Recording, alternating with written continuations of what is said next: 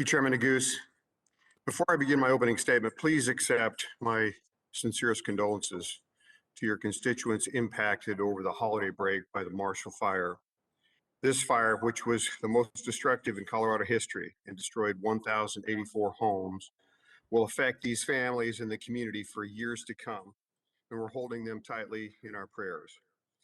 It's times like these we must ask ourselves what could have been done to prevent the tragedy, and what can we do to prevent similar tragedies moving forward. Last month, we asked the Forest Service those exact questions, and the answers were sobering. They prepared a report for us that shows that the fire shed around the Marshall Fire was ranked as a top 10 fire shed in the state of Colorado and the 41st priority fire shed out of a total of 7,688 across the country.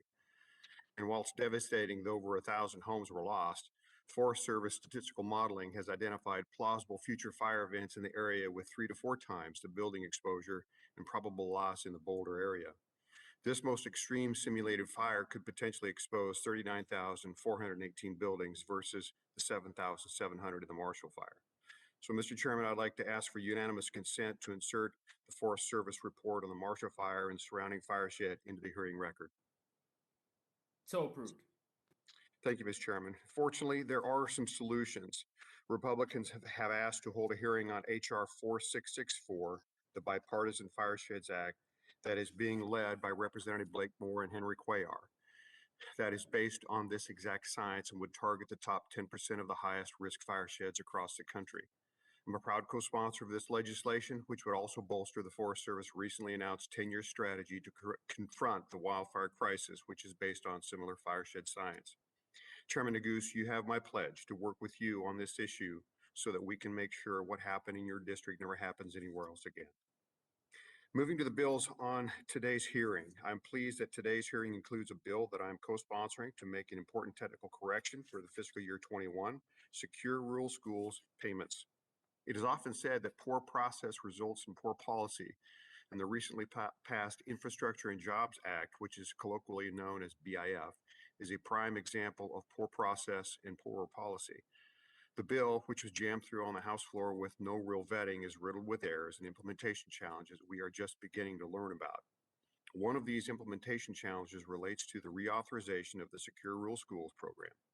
Unfortunately, due to statutory deadlines and technical drafting errors, the U.S. Forest Service is not able to open the elections process for payments or allocations for fiscal year 21, as the deadlines had already passed by the time the BIF was signed into law in November of 20. As a result, all counties will be forced into SRS formula payments with the default allocation, resulting in lower payments for all counties across the board. Counties will have no flexibility in how these funds are allocated between the different SRS titles. HRS 6435, a bipartisan bill sponsored by Congresswoman Cathy McMorris-Rodgers, will correct these drafting errors and ensure counties aren't the ones paying for this careless mistake. This bill requires swift consideration and passage by Congress to ensure counties receive their SRS payments in a timely manner, and I urge the committee to move this bill as soon as possible. I'm also thankful that Idaho County's Commissioner, Skip Brandt, is joining us today to talk about the importance of these payments and why Congress needs to quickly pass the legislation. Before I yield back, I will state that with the litany of issues facing our constituents, from inflation to the unending supply chain crisis to wildfires claiming lives and property, we need to make sure we set the right priorities for this subcommittee this year.